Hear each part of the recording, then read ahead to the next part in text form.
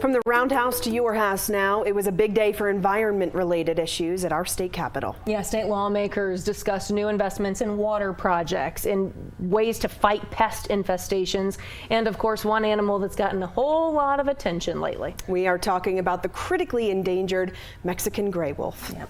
Griffin Rushton has been following those wolf recovery efforts in our state for a while. He's at our roundhouse tonight. So Griffin, why are state lawmakers getting involved now? Well, lawmakers on both sides of the aisle made one thing clear today. Mexican gray wolves are not going away, and neither are the issues that livestock farmers and ranchers are now dealing with. Officials with the U.S. Fish and Wildlife Service estimate there's about 240 Mexican gray wolves living across New Mexico and Arizona right now. That's a huge achievement after the species almost went extinct. But ranchers say with more wolves comes more run-ins with their cattle, their livelihood. And with dwindling federal assistance, they're now asking state lawmakers for help. This isn't a Republican or a Democrat issue. This is an issue about fundamental fairness. Tom Patterson with the New Mexico Cattle Growers Association says he's not against efforts to restore Mexican gray wolf populations across New Mexico. He just thinks ranchers and livestock farmers shouldn't pay the price. If the American people want to have wolves on the landscape, they should not impose a disproportionate share of that cost on the ranchers.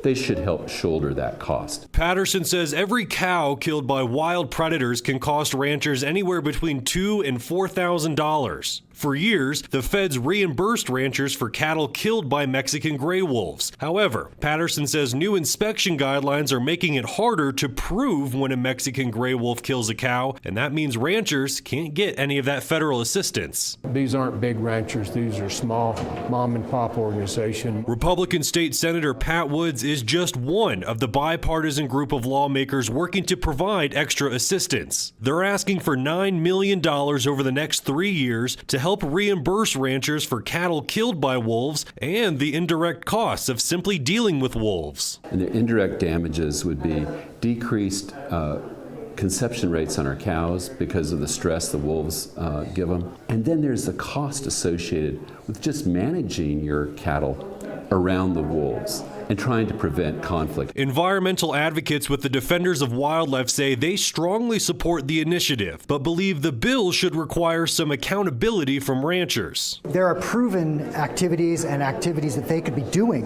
to reduce their losses. And so if they are going to be receiving compensation from the taxpayers of New Mexico, we think they at least need to show that they are making an effort to reduce those losses. While Senator Woods admits less than 1% of New Mexicans are involved in ranching, Patterson says there's a domino effect to consider. When ranchers have to leave the landscape, it means there's less employment in a county. And if you don't have the economic activity, you're also not going to need the same number of motels, cafes, or schools for that matter. And so there's a significant impact on local communities.